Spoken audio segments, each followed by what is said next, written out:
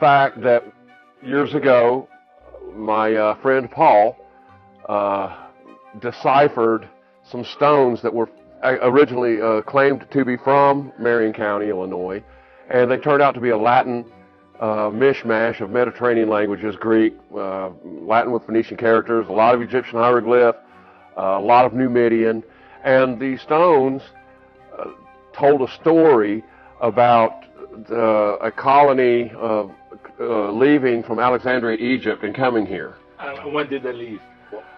Looks about like 25 to 30 BC. And so they came through the Gulf of Mexico, up the Mississippi River. Right, they went from around the Horn of Florida, then came up Mississippi, then they came up the Ohio River, the Big Wabash, the Little Wabash, the Skillet Fork, into the Lick Branch, and where there's a couple of ravines there. So why has no one in history heard about this? Oh, wow. Hey, much love and respect. Pura vida, mi gente. Thanks for tuning in once again. Today we're going to get into the Burrows Cave. A lot of people know about this. It's been talked about a lot. Many YouTube videos out there on it. A couple books out there on it. And it's a very controversial site because of what they supposedly found in there. In my opinion, it's just more corroboration that America's a true old world. Some amazing stuff coming out of this cave.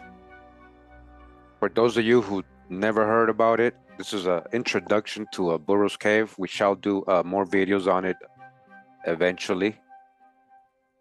We're just going to read a couple articles on it and show some of the artifacts that came out of there so you guys can see how incredible they are. I'm going to start out with this article. It says here, Historical Context of Burrows Cave by Dr. Joseph Buford Mahan Jr., President Emeritus of ISAC, ISAC, Spring 1995, Midwestern Epigraphic Journal, Volume 9, Number 1, 1995.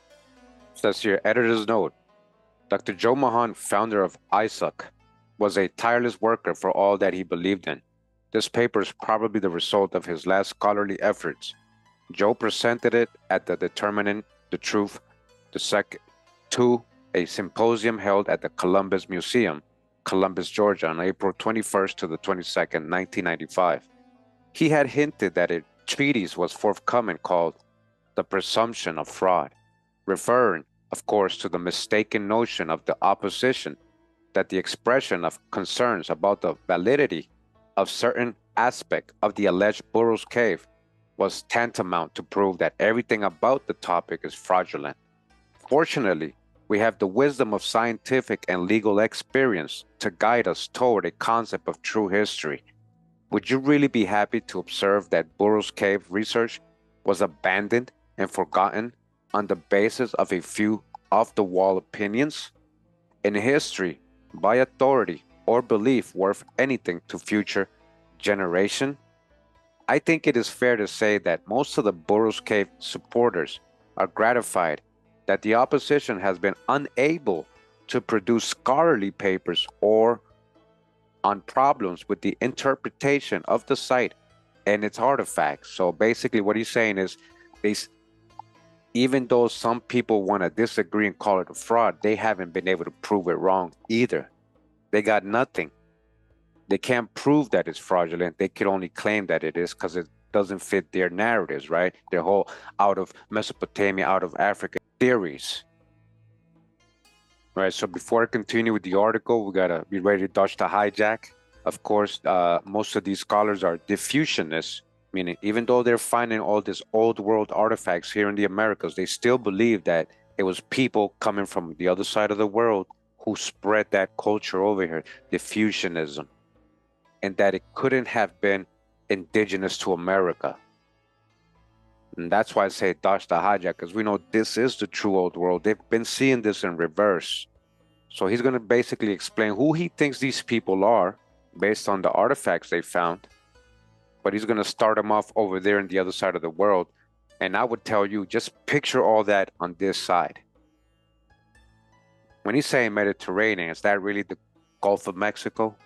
When he's saying the now, is that really the Mississippi, Upper Egypt, Lower Egypt? So that's what I'm saying. We've shown so much research before, it's just, you got to always apply that. This is the true old world. Now, let's go on to read what he has to say. It says, this article presents updated information relating to a power struggle which was played out in the countries around the Mediterranean Sea in the half centuries before and after the birth of Christ, and how this century-long conflict affected peoples in North America as well. So remember, this was written back in 1995. And again, when he says Mediterranean, are we talking about the Gulf of Mexico? The motivating focus of the conflict was the insanely determined effort by ambitious men in Rome to expand their control, which had already been established in the former territory of Carthage in 146 BC, until it encircled the Mediterranean, converting it into Mare Nostrum, our sea. In the spring of 30 BC, Octavian, 63 BC, 14 AD, the grandnephew and heir to Julius Caesar, from 100 to 44 BC, moved his army into Egypt. What Egypt? Egypt was here, where they soon occupied the city of Alexandria. We have Alexandria over here, Alexandria, Virginia, which has supposedly been occupied at least 3,000 to 10,000 years already. I'm just saying. And surrounded the royal palace in which Cleopatra the Seventh and Mark Antony had taken refuge. The both committed suicide when they realized the hopelessness of their situation. The queen's son by Julius Caesar, now a youth of 15, attempted to escape to Ethiopia with a small army contingent. However, offered a truce by Octavian, he returned to Alexandria and was promptly assassinated. The 3 children of the Egyptian queen and Antony were taken to Rome as prisoners. These were the 10-year-old twins, Cleopatra Selene and Alexander Helios, and Ptolemy Philadelphus, who was 6. Here we have the man, by his representation of the bird here. It most probably matches the shield, and this is his breastplate, which indicates that this is the man buried in the main crypt. We will decipher his name. Let's go up here and start deciphering. Let's look over here. Bas Alex Upeleo, King Alexander of Pella, also known as Alexander the Great. This is the man that lies in the main crypt. As conquered royalty, the 3 children were forced to march behind the chariot bearing Octavian through the streets of Rome and his triumphant return from the conquest of Egypt. Nonetheless, because they were royal and might one day be of use to the emperor, the children were reared under his supervision by his sister Octavia, who was the former wife of Mark Antony. She had 3 children of her own by Antony, so the new charges were, in fact, her stepchildren. We look at another stone tablet from the Burrows Cave, and it's so often the case throughout the Burrows Cave, there'll be a man's head, and his name will be carved underneath the head or somewhere on the face of the stone where his head exists. And right now we're going to find out who Helios is. Under reverse of the stone we have a bunch of script which describes this Helios. This is an extremely important recovery from the cave because it will give you exactly who this person was, what he was, and from what dynasty he came from. Over to the left, I have copied as best as I can the script that is on the stone, and looking at it, it is clearly the Etruscan script, the Etruscan. Now reading this, it reads in the Latin language, a form of ancient Latin. Now I've written all the letters down. Now making it readable into what I call Church Latin. Over to the right, it reads. Now what does this translate to into English? This translates to, from the Latin, as that this Helios under reverse is depicted as sworn by Jupiter to belong and represent his forefathers, the Ptolemies of Egypt. We are looking at a descendant of the Ptolemaic dynasty of Egypt, one that is a member of the dynasty and is carrying on his dynasty. Juba, the king of Numidia, had sent his army to the support of Pompey against Julius Caesar in the civil war. The king was forced to commit suicide when his ally was defeated at the Battle of Thapsus in 46 BC. His 5-year-old son was taken to Rome as a captive and forced to march in Caesar's triumphant procession. He grew up in the household of the Caesars, where he later gained the favor of Caesar Augustus, who restored him to his father's North African throne as Juba II of Numidia in 25 BC. This Juba married Cleopatra Selene, and the emperor made them joint monarchs of Mauritania, Morocco.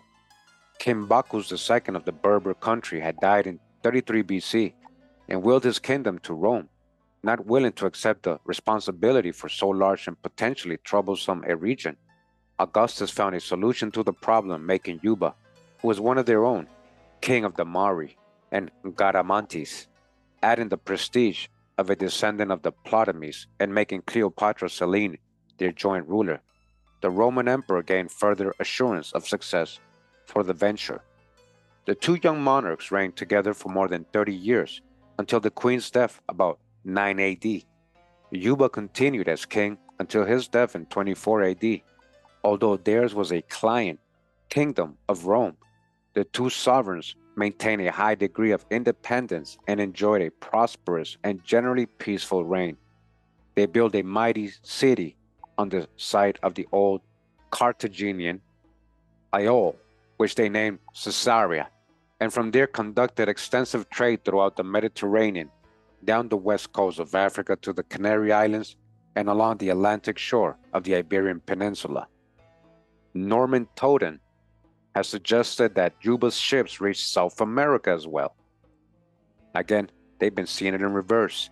His evidence comes from the fine pottery portrait vessels from the Tiwanaku Moche period of Ecuador and Peru. Notable is the effigy of a human head with distinctive features, which is wearing a broad headband, on which is inscribed degenerate Greek letters reading Eub Bosilios. Example, King Juba. All right, so where is he really coming out of? Listen to this. The name is repeated in the inscription. They're finding this where? In Tiwanaku. It is his opinion as well that ships of Juba's son, Ptolemy of Mauritania, may have brought some of his people to the southern Andes.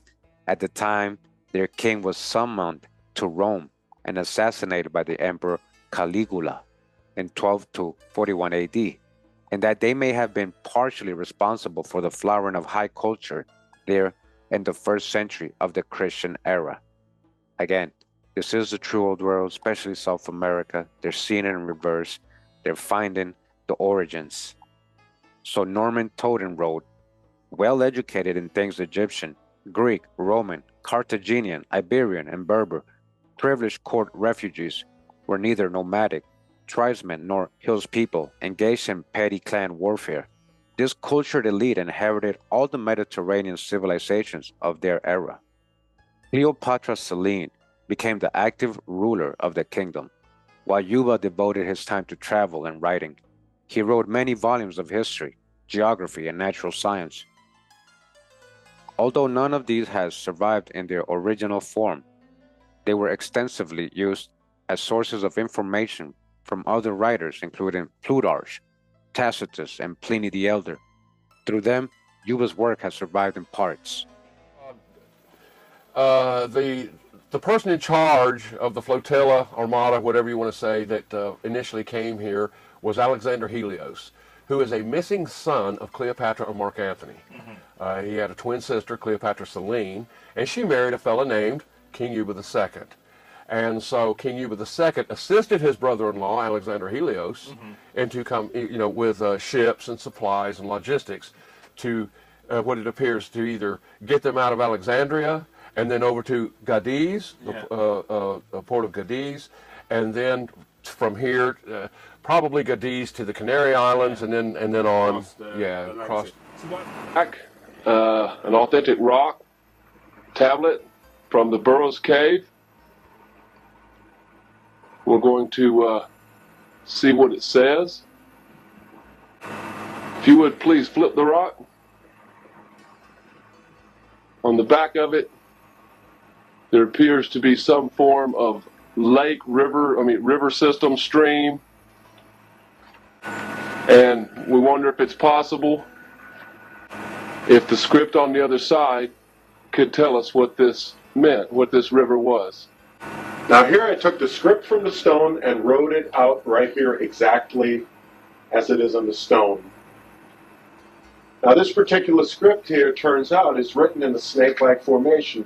If you read it like this line, and it comes down and reads like this, then around here, and it ends right here. This is a very characteristic trait amongst a lot of the ancient scripts.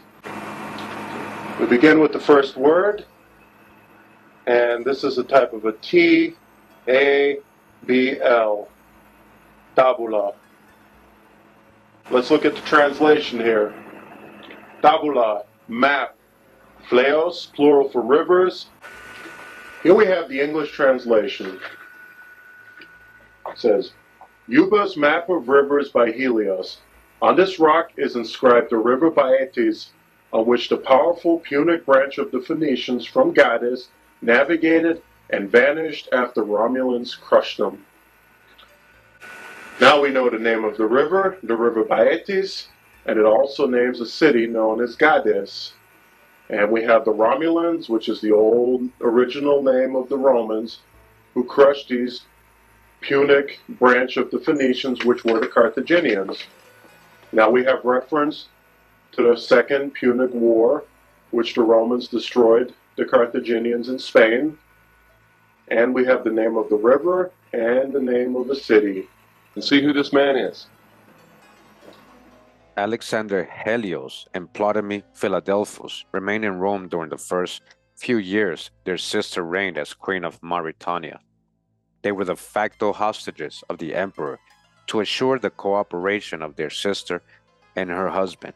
All right, so when they're saying Rome, keep an open mind. Again, remember, they might be talking about a place here. This arrangement lasted until 17 BC, when the brothers disappeared. That year, the Judean king Herod made a state visit to Rome. Cleopatra Selene wrote friends that her brothers had disappeared and implied that she thought this might have been the behest of the Jewish king, who was well known as an enemy of her parents and who feared the possibility of the return of Ptolemy to the throne in Egypt. Modern historians have generally believed that this is probably what happened, as Herod was undoubtedly capable of just such an act. At the same time, the emperor was once again attempting to eliminate the worship of Isis in the city by destroying the shrines dedicated to this Egyptian mother goddess. As had been the case on previous occasions, he only succeeded in driving the cult activities underground. The same was true of Augustus' effort to control those who worshipped Osiris. Another problem which continued to trouble Augustus and his immediate successors was the continual uprising of native peoples along the outer reaches of their steadily expanding empire. Most troublesome of these were the German tribes beyond the Rhine River, the Garamantes in North Africa, and the native Iberians who still controlled a large area in southwestern Spain. Discovered. So these artifacts, where are they located? Well, there are many collectors all over the country. There are collectors in Europe that actually purchased some of these artifacts, and Australia as well. So where were they found originally? They were found just a few miles away from here. Okay. And in Marion County, Illinois. Okay. And were they just? They were in a cave. They were in a cave. In a cave. The cave was documented first in 1925. Okay. And it was written about in the 80s and in the 70s in treasure books. And this one guy crisscrossed the information from two different treasure books, and then he got into the area, and then two of the local people actually escorted him to this site. And then he started extracting the artifact. He found a way into this cave, and he started extracting artifacts, and he did so for a solid 8 years. But not only artifacts, gold as well. Okay, could you tell me? All right. So we're going to get into this magazine right here. It's called The Ancient American. This is volume 1, number 2. And it says here, right in the cover, Burrows Cave, fraud or find of the century. We're going to get into that story right here. And yes, we're just going to read what they have to say in this magazine. This was written back in the 90s. I actually shared this magazine and many of the issues, many of the volumes of this magazine on my Patreon page for my Patreons. So if you're a Patreon, you have access to this. Make sure you are downloading and reading these articles. Very good information. It says here, a most controversial site. When the bizarre contents of a cave in southern Illinois were disclosed only a few years ago, even impartial observers could hardly believe their eyes. A virtual cornucopia of apparently authentic pre-Columbian artifacts tumbled forth into the public view. And what artifacts? Representations of ancient Egyptians, Libyans, and Phoenicians, examples of late Bronze Age script, Semitic emblems, portraits of pharaohs and seafarers centuries before the birth of Christ only partially comprise the abundant treasure of a place now known as Burrows Cave. Some investigators, even those favorably disposed toward pre-Columbian contacts with the ancient European world, such as the renowned Dr. Cyrus Gordon, deem such finds too good to be true. Others, like Dr. James Schertz, a pioneering researcher in archaeoastronomy and ancient surveying, stand behind their authenticity. Our article by John J. White III and Beverly H. Mosley is the first richly detailed narrative of Burrows Cave, but not everyone may be entirely familiar with some of the terms they use to describe this site. So let me take this opportunity to make all our readers more fully conversant with their fascinating discussion by supplying a brief glossary of concepts with which they may be unfamiliar. All right, so they're going to break down some terminology here like Phoenicia, Canaanites. Well, you know, if you've been following me for a while, you guys know what that means. And, you know, Phoenicians, seafarers, we know so-called Phoenicians or sea people, as it says here, mixed sea people, were coming out of mostly of America, ancient America. They're seeing it in reverse, okay? Because now that you know that, it says here, thus armed with an understanding of these important terms, because you guys have been following me for a while, our readers should find this issue's description of Burrows Cave all the more intriguing. Our other articles require less advanced explanation. It is particularly gratifying for us to learn, for example, that the mysterious metallic sheath we illustrated in our previous issue has sparked spirited investigation among our readers, whose provocative letters we include here. Perhaps they will succeed in positively identifying this puzzling object after all.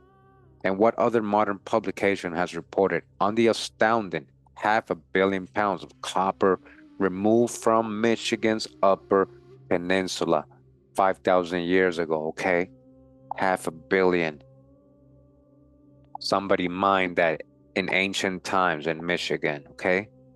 Betty Souther's investigation of the great copper mystery will amaze readers unaware of this little discussed enigma.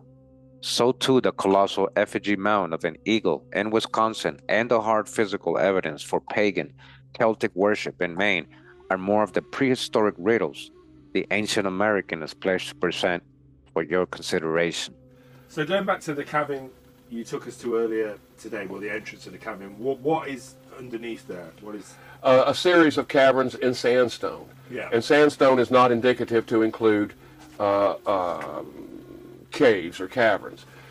You have to have limestone for that and water flow. And so these are hand-hewn caverns. Yeah. It is not a good thing to discover or find or try to propagate ancient Mediterranean tombs in North America. No. It's not. Yeah. Okay, if you're trying to change the history of North America, you have no friends. Yeah. If you're trying to change the history of the world, everyone hates you. So again, Burrows Cave, fraud or find of the century. by John J. White III and Beverly H. Mosley Jr., Midwestern Epigraphic Society, Columbus, Ohio. We begin our presentation with photographs of 8 small artifacts allegedly removed by Mr. Russell Burrows of Olney, Illinois, from a cave near his home state between 1982 and 1988. Taking these items at face value as genuine ancient artifacts, observers may conclude that Phoenicians from the great city-state of Tyre were likely participants in prehistoric events surrounding what has become known as Burrows Cave. Some of the finds include portraits of Semitic-looking people, Egyptian-like art, a Judaic-like icon, bell symbols, the chief Ra symbol, coins, Phoenician writing, and Ogam writing. All right, so before we continue, just want to remind everybody, we already know they have found all kinds of ancient inscriptions all over the Americas. Our otherwise brief report took on a new dimension when we observed that the circle cross ideogram was used in places where an emblem for the ancient city of Tyre was appropriate. The bell symbol usage follows a similar pattern, and it occurs with the circle cross symbol on 2 coins. So again, he's saying that Tyrians have definitely been to Burrows Cave, as well as numerous sites in North America, Troy, where was Troy? South Africa, Mexico, etc. If our inference is correct, then some of the more puzzling aspects of the history of ancient sea exploration and trade into the Americas are explained by invoking the Nile Delta Semite Minoan Phoenician connection advocated by Professor Cyrus Gordon. All right, again, all these people were seeing it in reverse, coming with their out of Africa theories. This is the true old world. This is Canaan. This is so-called Egypt, the promised land. Phoenicians came out of here. Continuing, our model suggests that the Tyrian merchant marine was made up principally of southern Greco-Semites, Nile Delta Semites, and northwest coastal Semites, Canaanites, whose cultural base was largely that of the ancient sun-worshipping culture of Egypt, Crete, and the later Mycenaean Greeks. All right, all these tags, a lot of these are generalizations. Who's the so-called Greeks and Egyptians and all that? Remember the previous breakdowns? Evidence is cited for the overlapping origin of the circle cross as a sun symbol and as alphabetic symbol for the phonetic th or ta sound. The Tyrian merchant marines may not have had a strong participation in the religious rites of the land-oriented people of Tyre, Carthage, and their colonies. Such a theory proposes a cultural continuity among sailors from the earliest Minoans to the later Carthaginians. Our model attempts to package the bell symbol, the circle cross symbol, and the widespread Ogam inscription usage. The origin of the Ogam alphabet is uncertain. However, its widespread usage by the Eastern Mediterranean sea traders is becoming quite apparent. Now remember, they found Ogam writing or inscriptions all over the Americas. The impetus for our article emerged out of a general survey of a portion of Burrows Cave artifacts. We were principally interested in the Egyptian and bird art motifs found there. We also acquired some familiarity with the history of cultural diffusionism and the Eastern Mediterranean during the first 2 millennia periods. All right, again, that's seeing it in reverse. When they're talking about their diffusionism, they're talking about people coming from the other side and colonizing America, instead of America having its own indigenous population. Gathered among our readings were isolated references concerning Egyptians, Minoans, Phoenicians, sea traders, sun worshippers, circle cross symbols, the Ogam alphabet, and bell symbols appearing in the Americas, okay? In different readings, all right? Not just from this place. Ogam is a family of alphabets based on vertical or slanted strokes positioned relative to a baseline. Diffusionist research has shown Ogam was widely used in the Eastern Mediterranean basin, along the Atlantic seaboard of Europe, in southern Africa and across the American continents. It is widely held that Ogam was used and spread throughout the world by cultural reference as to the ancient sea traders and explorers, right? Sea peoples. It is important for the reader to appreciate the significance of Ogam and its sister dot-based alphabet, Tifinagh, for the development of prehistory concepts discussed in this article. Based on their simplicity, they could be the first alphabet invented by man, largely for making brief stone inscriptions, and probably in the 3rd millennia BC or before. Their continued use into the 1st millennia CE indicates the persistence of the knowledge and training of ancient cults, such as the Druidic, who preferred the comfort and continuity of ancient signs and symbols. Taken together, the various alphabets and symbols can play a major role in understanding Bronze Age literacy. It follows that a great portion of the ancient sea travelers spoke the Canaanite Hebrew language and shared some portion of the Phoenician culture. But it is difficult to be specific, all right? You see how they can't be specific? This is what I'm saying. And that's what we're trying to do here is get specific. The so-called bell symbol is found worldwide in Ogam inscriptions. These consist of 2 vertical strokes of the letter L, a gap and 1 vertical stroke for the letter B. The upper baseline for this word is sometimes omitted. The inscription is usually read BL and thought to refer to God or a sun god named Bel. All right. It is generally inferred that the Bel inscriptions have a Semitic cultural and language origin. However, corroborating evidence is often not available. The circle cross symbol is widely found in a similar but independent fashion and is usually referred to as a sun symbol or a sun god symbol. Mr. Russell Burrows showed us a particularly interesting stone artifact featuring a circle cross symbol at the top. The image implied a ship or fleet sailing under the circle cross emblem. A logical choice for this emblem was Phoenicia, or the city-state of Tyre, specifically. We then assembled some additional artifacts that appeared to confirm our interpretation.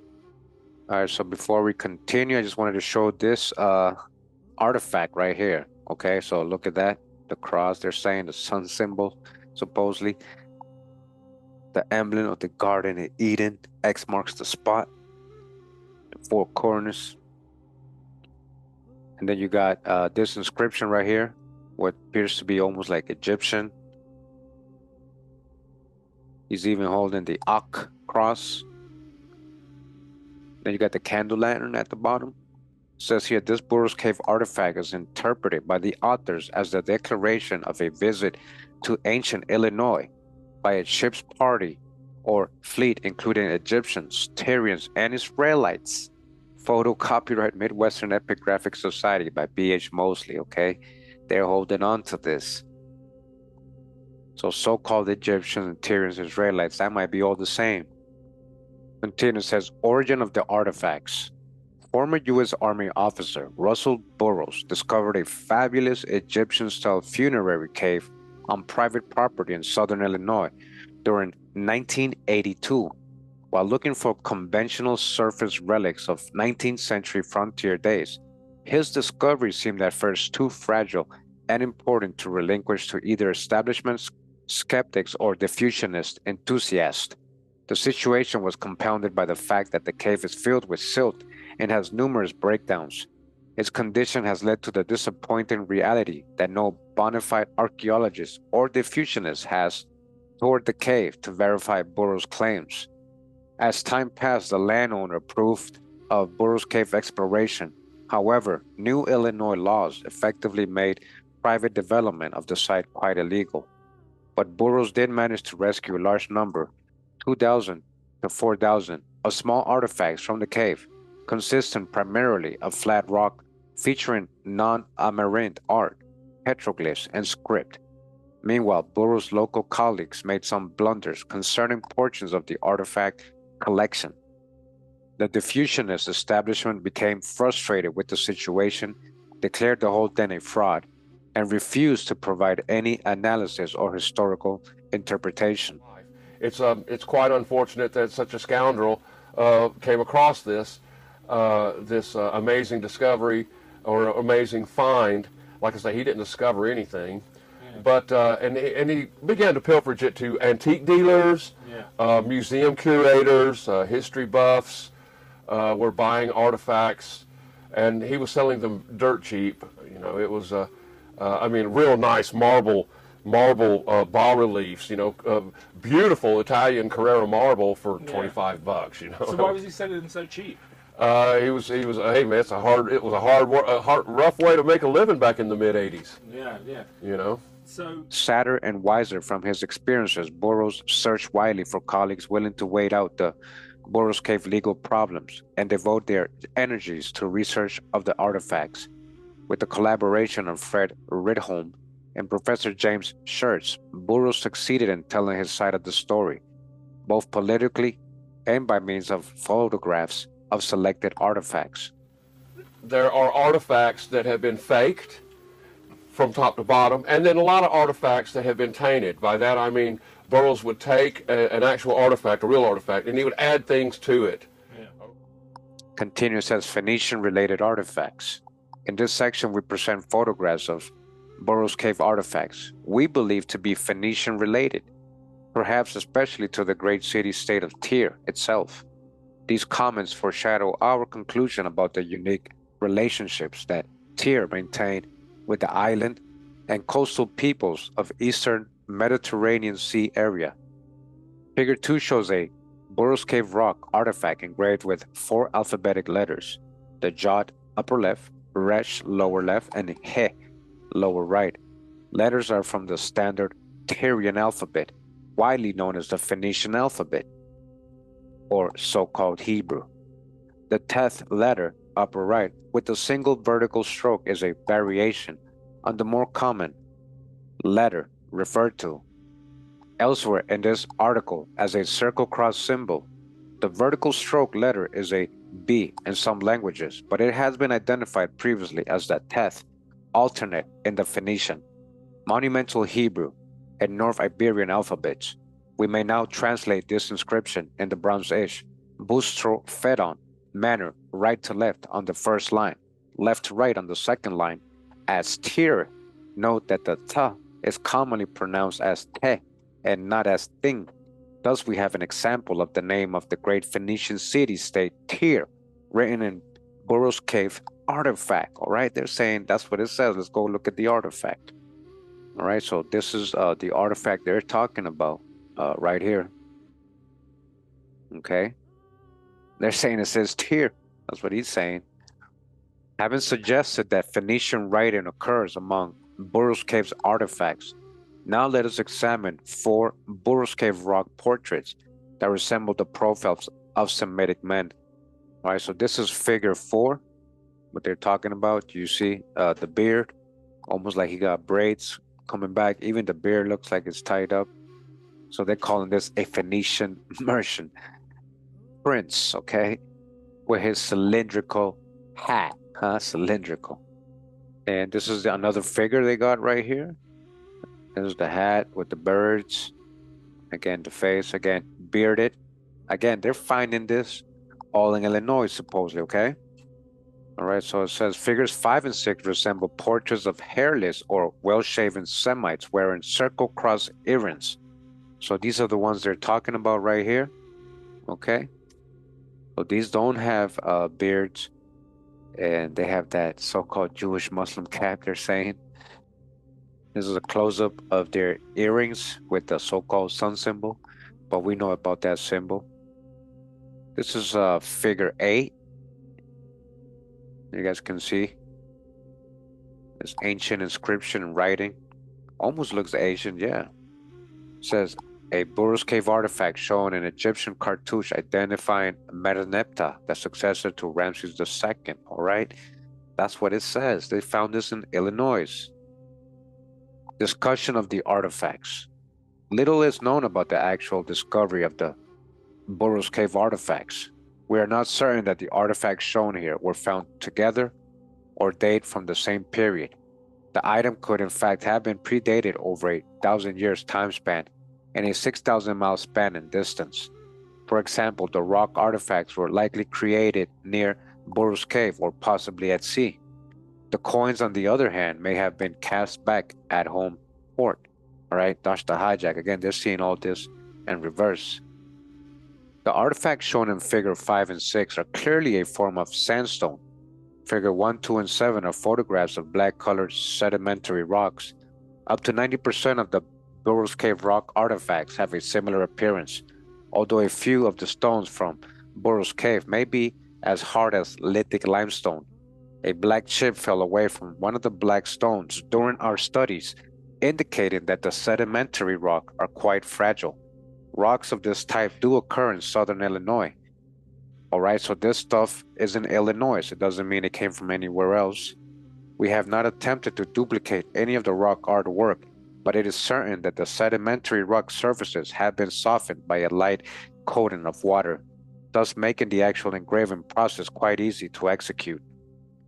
We can only surmise what ancient activities took place at Burrows Cave, or what the site meant to its prehistoric inhabitants. The sea traders would have sought copper, fur, and other precious items. Many of those present could have been refugees and or slaves. The cave is rather far inland from the Wabash River. Its location was not suitable as a transshipment point, but the area may have once served as a winter camp. In any event, it appears that Burrows Cave was a burial site for leading figures of this culture. The number of its small artifacts indicates a tradition of visiting Burrows Cave in the manner of a religious shrine, honoring the dead and appealing to the gods for good fortune. We visualize the present at Burrows Cave a number of skilled craftsmen who created rock artifacts at the behest of their clients. While some of the artifacts may be portraits of the deceased or these clients, many of the pieces appear to be art for its own sake, perhaps visualizations of past experiences or stories heard. So real quick, look at this image right here. They're saying a replica of the coins. This is the symbol on the coin. And this is what's on the back.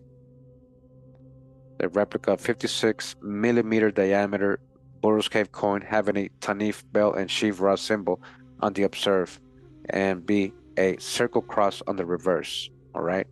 And this is another coin. The same with the elephant, I believe. And this is what's on the back again. Finally, let us return to figures 7D and 8.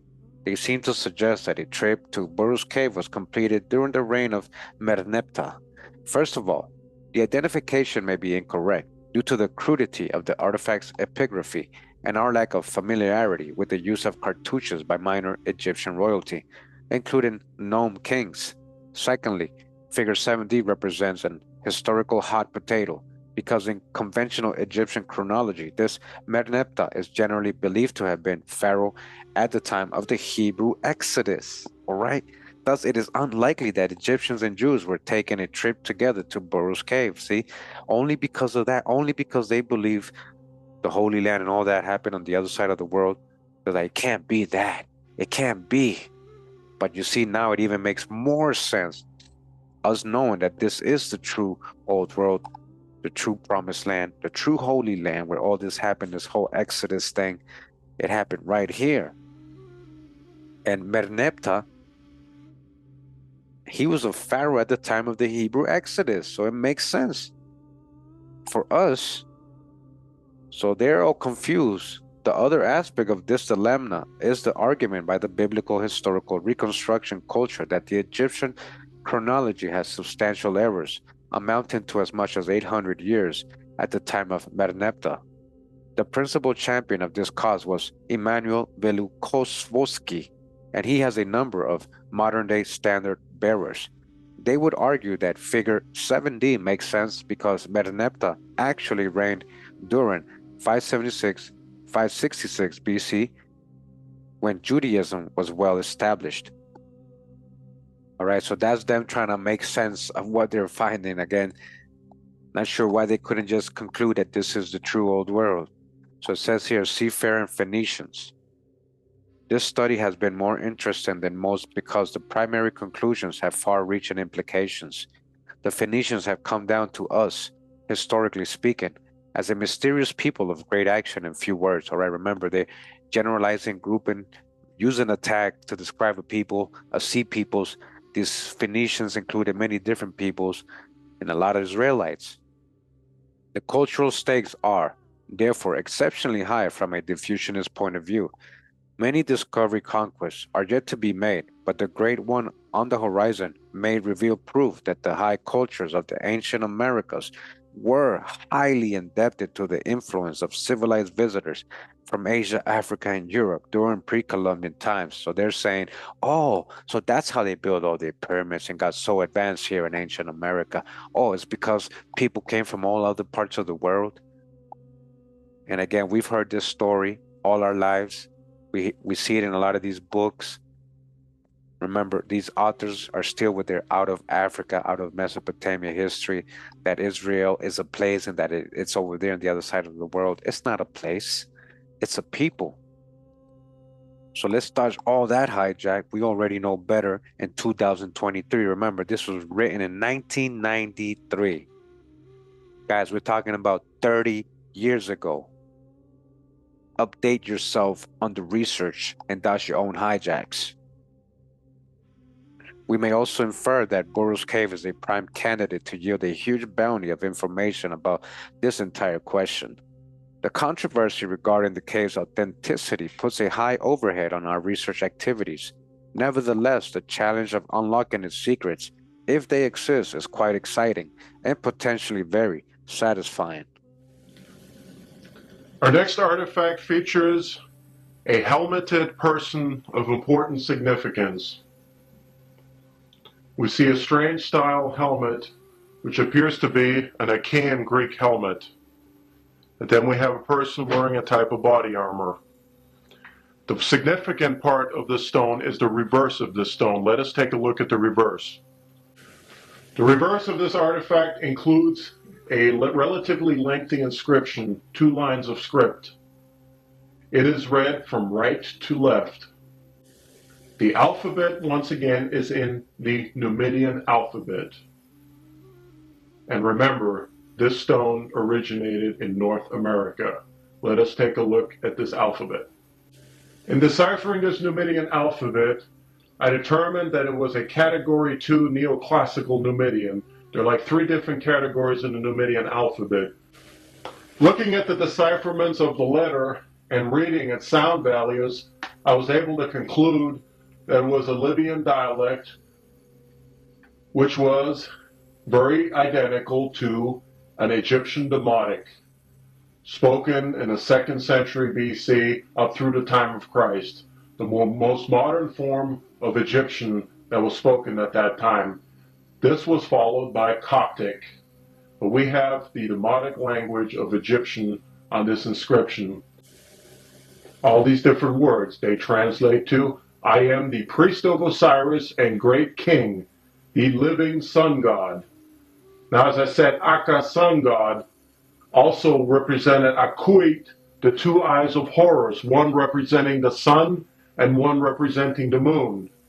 I draw a conclusion that this person defined as Alexander Helios, the sun, for his twin sister Cleopatra Selene was known as the moon.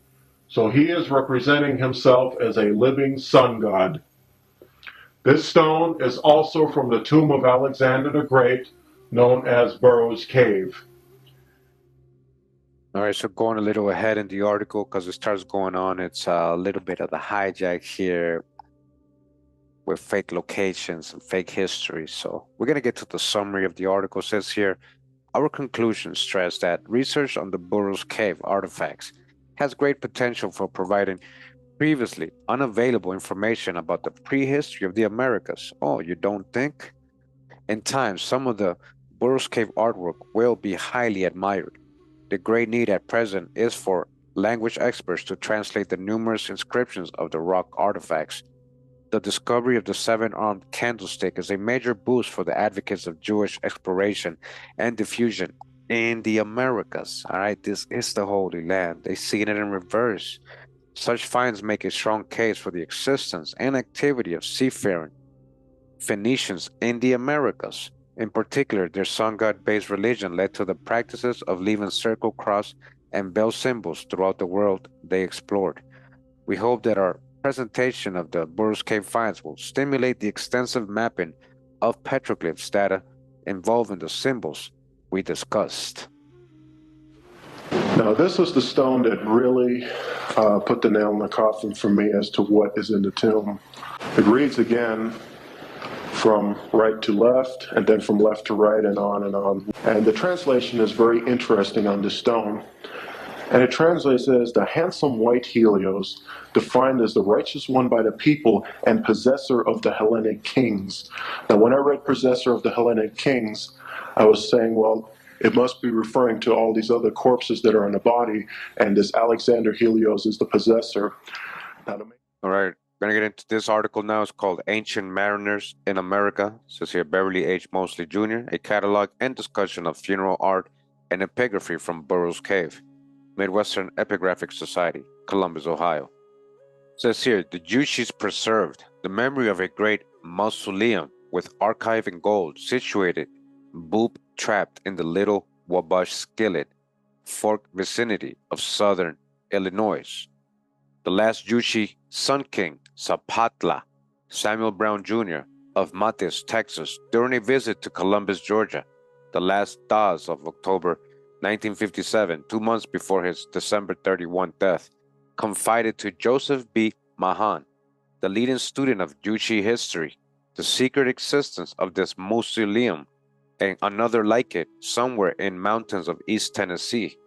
24 years and 7 months later, April 2nd, 1982, Colonel Russell Burrows, 47 of Olney, Illinois, stepped on the edge of a flat oval-shaped 225-pound stone which nearly flipped him down a 12-foot shaft. The grinding of a heel as he slipped prevented the stones closing over him, as intended. He later discovered the walled hole to be smooth and decorated with a large face and curious-looking symbols. Thus began his search of the valley for more symbols. All right, so I'm glad they brought it up. I want you guys to understand that there was already legends before 1982, before this guy Russell Burrows, who the cave got named after, found it. The Indians already knew about this. They were telling the historian, the Jushi historian, hey, there's a mausoleum here of artifacts of ancient times here. There was already people written books, as we heard earlier, about treasure hunting, and this guy Russell kind of like went over the legend and found the place.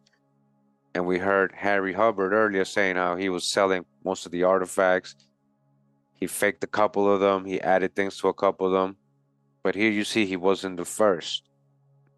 But continuing with his story, it says, he found himself facing near ground level a masonry walled entrance of cut and fitted lime and sandstone, what Professor Warren Cook of Castleton College subsequently named Burrows Cave. It was linchpinned from within. On the sixth laborer's day, Burrows knocked the linchpin out, dismantled the limestone blocks, and in time explored beside the stream that had hollowed the cave for 193 plus jars, which he mapped. Though crawling to within sound of torrentially rushing water, he never found the exit. All he beheld ran consistently Mediterranean, specifically what had been Carthaginian, North Algeria, and Morocco, together Roman Mauritania, plus southern Spain directly across the sea north, joined with American Hopewell. Okay, again, they're seeing everything in reverse. America's the true old world. This is a stone lid near the entrance to Burrows, it says here in this drawing, as you guys can see. Hopewell, named for Captain Mordecai C. Hopewell Mounds, on whose farm near Chillicothe first defined the culture, may have been an empire, centered in southern Ohio, west of West Virginia and North Kentucky. It extended vastly under Gracile, Illinois Indians who had learned their high culture from robust invaders from the Gulf called Adena, after a mount also near Chillicothe, on the estate of territorial governor Thomas Worthington, who had named his stone mansion Adena. The language inscribed on the thousands of votive stones exhibited the unique mix of Mauritania plus Carthaginian South Spain, Egyptian, Punic, Greek, Koine, Numidian, Example, Old Libyan or Berber. All right, they're finding this in the mounds, guys. Hebrew, Latin, and Celtic barrack. Precisely the mix of Hannibal's army, in which astonishingly recurred creolized as the latest layer of Central Algonquin. All right. So Hannibal's, all right, because they did find one of these stone inscriptions with the image of a man stating it's Hannibal. I'm going to show you guys that. The first artifact we'll be looking at is a portrait stone of a man wearing an Iberian helmet cap from the 2nd century BC. The top portion of the stone contains an inscription which bears the name of this person. The first portion of the inscription contains the name of the person. The latter half of the inscription is to this point still undeciphered. I can only speculate on its content. Carthaginian gold coins, repeated representations of Carthaginian deities, Baal and Tanit, and Carthaginian ships leave little doubt of Neo-Punic impress. Egyptian influence abounded. 8+ foot animal-headed, cone-capped statues with 1 foot forward, watertight masonry crypts like those in the Valley of the Kings and the tomb of King Yuba II and Queen Cleopatra Selene at the Mauritanian capital, Caesarea, formerly the Carthaginian port, Eol, today Churchill. Hieroglyphics, pharaonic uraeus on kings' portraits, Anubis, etc. The religion of North Africa, including Carthage, remained Egyptian. Mauritania's queen Cleopatra Selene retained Egyptian forms, even to representing herself like her mother as Isis on her coins, though she spoke Greek of her native Alexandria. A cult of Isis had sprung at Rome. King Yuba retained the religion of Numidia, which Augustus traded him for Mauritania, whose ritual religious languages, as of Mauritanian Hopewell, in all probability remain Egyptian. Animals drawn on the stones include remembered lions, elephants, and whales. The recurrent mythic symbol found so extensively in Michigan mounds recurred in Burrows Cave, indicating Christian Egyptians, example Copts. The symbol David, Dale, Todd is Hebrew Yahweh, reading right to left, touch the hijack, a 5-foot standing crucifix together with stones depicting Easter resurrection, emphasize Christianity of Roman imperial centuries. The cave mapstones show progressive stages in knowledge of the Mississippi system. The Mississippi, right, the Great River, in Greek, Nile means Great River. So up, rather Ohio down, in the Roman manner of designating cities by dots. The latest Mississippi system mapstones locate Mandan villages on the Missouri, also a city of the location of Burrows Cave. Mapstones from the cave that delineate the Andalusian Guadalquivir, labeled Baetis as Romans called it, are carved in the same style, indicating rough contemporaneity. They could not date before Caesar's battle at Munda, correctly designated by Dot, or Caesar's founding of Romulans.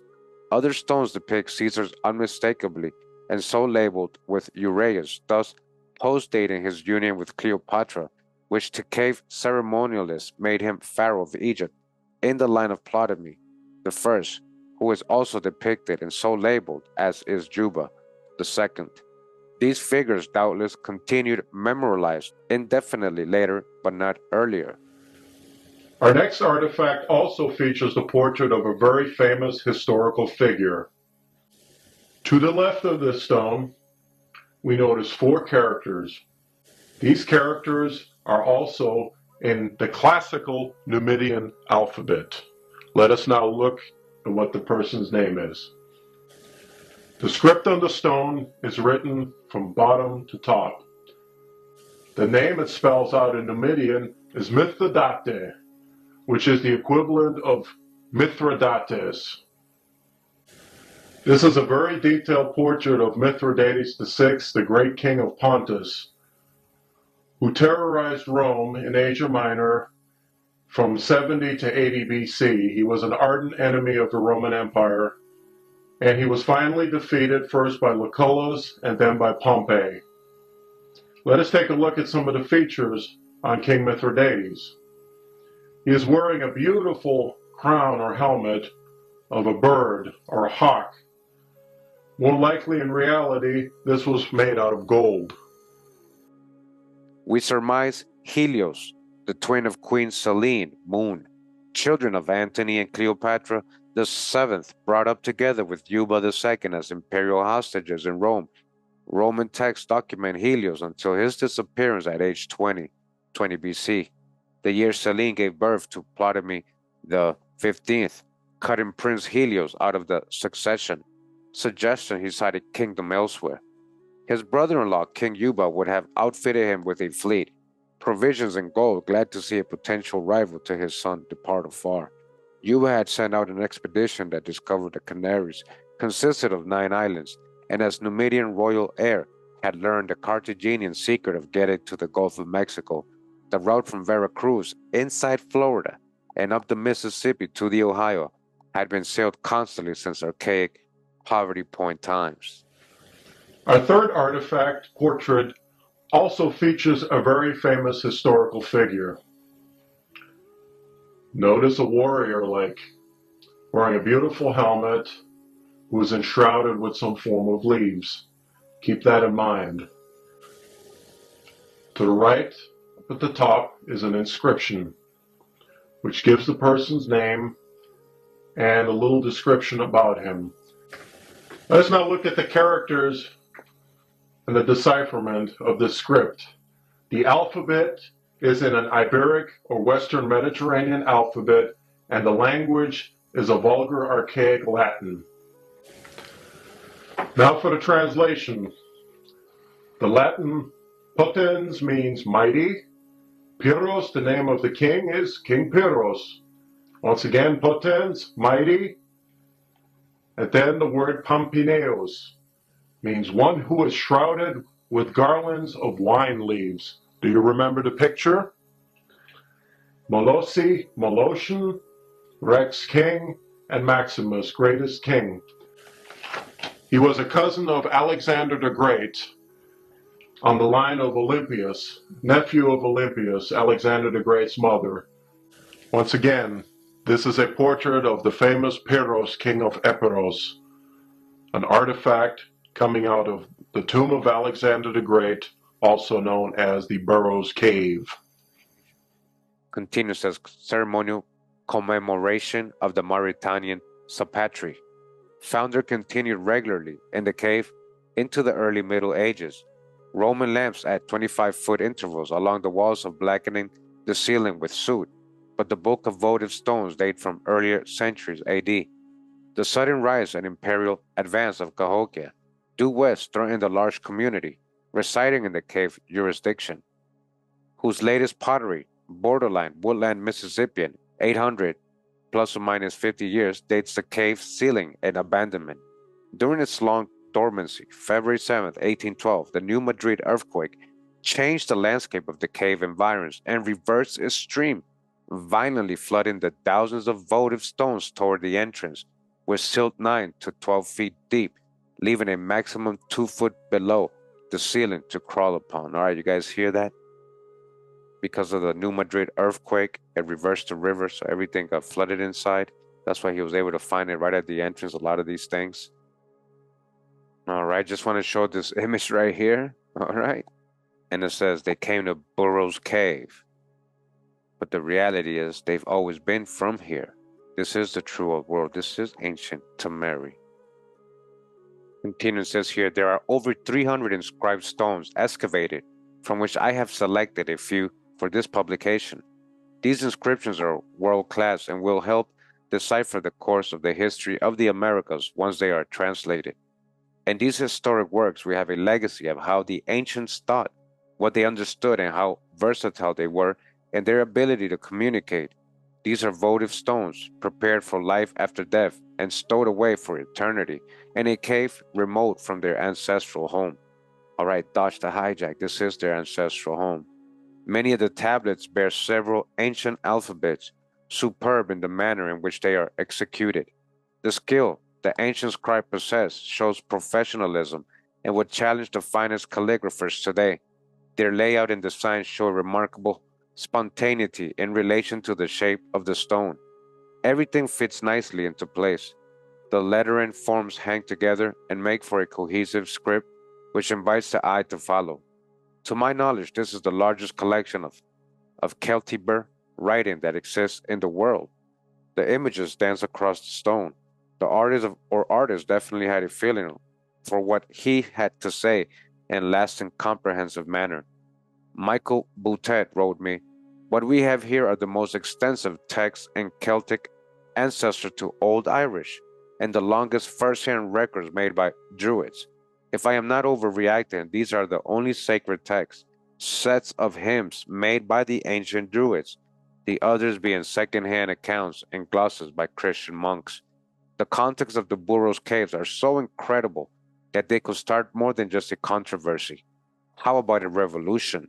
They could be the most important find since the Dead Sea Scrolls. These ancient scribes possessed a knowledge of linguistics in addition to their training to incorporate several language groups on the same stone. The most prevalent use was the Ogam alphabet found abundantly in the cave. Ogam in great variety, diverse in execution, and a universally understood script in their time frame."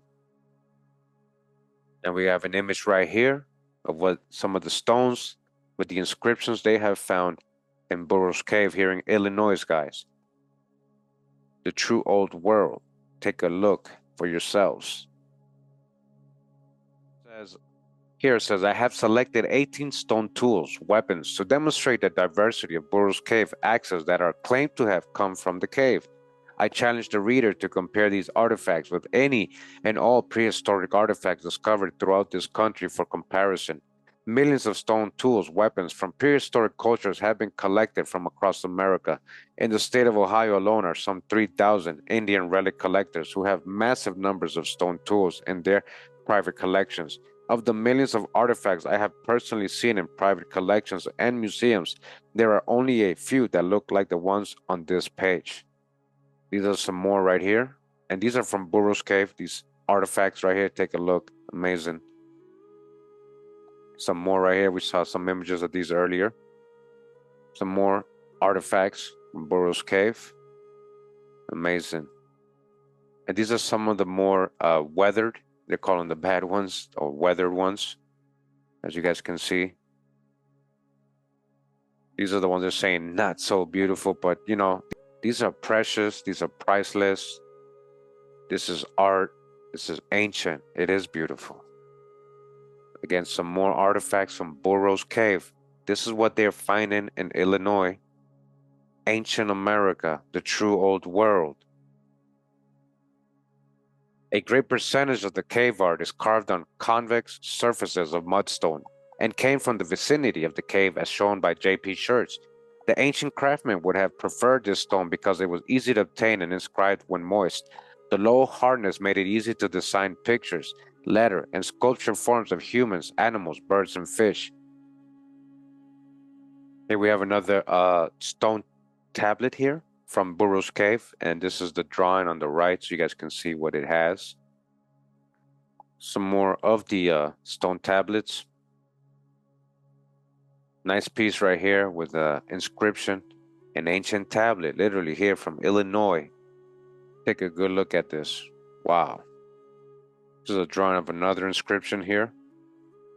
And what they would be calling Ogam. They found this also in Burrows Cave. A very ancient way to communicate. More tablets with more inscriptions, as you guys can see. The so-called Phoenician or Paleo-Hebrew influence, Etruscan, Latin, Old Latin, Numidian. Very interesting right here. As you guys can see, a man's face. And you see the beard almost look like the Egyptian statues. Another tablet right here with some more ancient writings. All this being found in Illinois. All this has been hidden. This would have rewritten history. In another tablet, as you guys can see. Just take a look at the inscriptions. A lot of different, I would say, languages being used here. Another tablet showing a man holding another man's head. And the inscription probably tells the story right there. All right, so now we're going to groove to some music as we continue seeing the rest of the stone artifacts and inscriptions.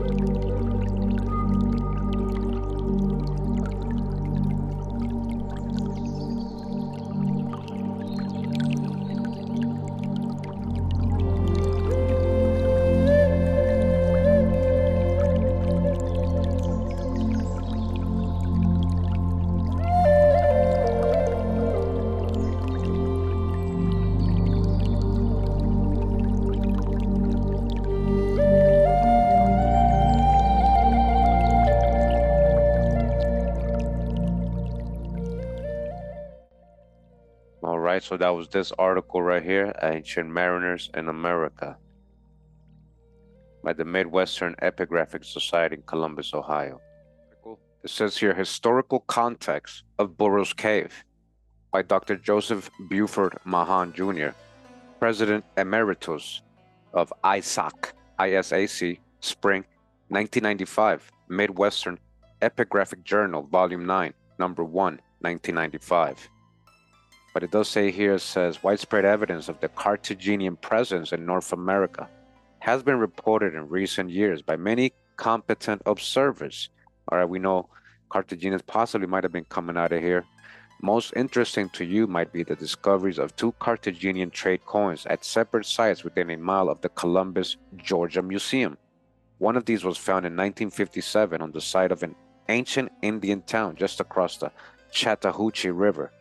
The other was located in 1983 by the use of a mine detector on a vacant lot in the 500 block of 3rd Avenue in Columbus, Georgia. The Alabama find was reported in ESOP by Norman Totten, with an identical coin found a little later in Arkansas and reported by Gloria Farley. I remember Gloria Farley is that book we got in plain sight, which we're going to get into. At that time, he concluded that these coins confirm a reasonably specific date for one or more voyages between Iberia and America about 322 BC. He later told in conversation that he had studied one other from Connecticut and knew at least one other from Pennsylvania. He had found that they were cast as trade coins in Syracuse about 250 BC. This was the time of the Second Punic War, and the coins themselves could have been in the baggage of those members of the Punic branch of the Phoenicians that Helios wrote sailed from the port of Gades and vanished after being crushed by the Romulans. Paul Shafranki will translate the Burrows Cave stone inscription from which this statement is taken. There are other traces of the Carthaginians in this state and elsewhere in North America. In November 1956, George Stowey found a banner stone on the surface of an Indian occupation site near Hartwell, Georgia. Seeing that it contained a clearly discernible inscription in a Mediterranean-type alphabet, Dr. Carol Norton of the University of Georgia faculty, Athens, sent the artifact to Barry Fell in 1989. Fell's reply read, "The letters are of a rather degenerate style of Punic writing of the 2nd century BC. He translated the inscription to read, "Javelin caster," and presented a drawing of a spear thrower on which the stone served as a weight. There is evidence also documenting travel to America at the time of the Roman conquest and destruction of the city of Carthage in the 3rd Punic War. This was in 146 BC. A Numidian bronze coin was discovered in 1985 in a small Indian mound, in a mound, at Deer Creek near Chillicothe, Ohio. I was reported in ESOP by Victor and Beverly Mosley. It had been determined that the coin was issued by King Micipsa, 148 to 118 BC, great-grandfather of Juba II, This is all the stuff they're finding here. Now, of course, they're saying people came over here, but what if all this was happening right here? That's why they're finding all this stuff here, guys. The migration indicated in the Burrows Cave artifact inscriptions was not first nor the last from the same area of Morocco and Spain that are known to historians. In this field, the epigraphic research led by Barry Fell has brought to light other dramatic episodes when people fled across the Atlantic to escape suffering or even death at the hands of oppressive invaders. Fell found that the script from the ancient Arab city of Palmyra in Syria, a rival of Rome, which was totally destroyed by the Emperor Aurelianus in 272 AD, was essentially the same as that used until the present by the Ojibwa and other tribes, notably the Cree. All right, you guys hear that? So who are the Ojibwa and Cree really when it comes to in Bible or in Old World writings? This can only mean that refugees from Palmyra or under its cultural influence made their way to North America. So that's his only conclusion, because remember, he's stuck with this out of Africa theory. But why couldn't he conclude, since he's giving guesses, that these were the original people who had the script originally, and this is the true world? We're talking about Palmyra in Syria, the true Syria. Well, all I want to say, guys, is, we know America's the true old world when we're talking about Tamari, or the beloved land, ancient Egypt. We know that was over here. The true holy land, Canaan. So finding all these things right here in Illinois doesn't surprise me, especially, Little Egypt, southern Illinois, right? We're not able to examine the pieces ourselves. And of course they would hide this because it would rewrite history. Not only American history, but world history. Hope you guys enjoyed this little intro video to the Burrows Cave. We're going to keep digging on this cave in future videos. It all connects with all the other discoveries we've done. My opinion. So you decide whether you think this is history or myth. Thanks for tuning in once again. Much love and respect. Pura vida, mi gente. Hawa. They just oh, it is the Harry Hubbard in here again, and then this one guy, he goes, let me go see Dr. So and so. She might want to meet the Harry Hubbard, and so they'll come in. I'll show them the art, and then to them it's all fake. To them, they just look at this amazing artifact that came from Marion County. Oh well, we don't. I had one professor tell me, well, we don't have anything in our records that show anything in that area. So your artifacts must be fake.